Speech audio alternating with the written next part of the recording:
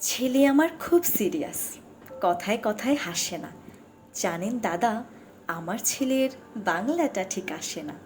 ইংলিশেও rhymes বলে, debate করে, পড়াও চলে।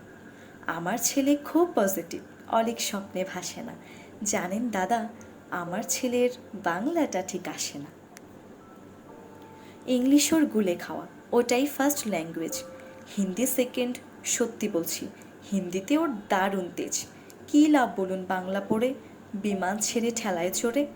বেঙ্গলি থার্ড ল্যাঙ্গুয়েজ, তাই তেমন ভালোবাসে না। জানেন দাদা, আমার ছেলের বাংলাটা ঠিক আসে না। বাংলা আবার ভাষা নাকি? নেই কোনো চার্ম বেঙ্গলিতে?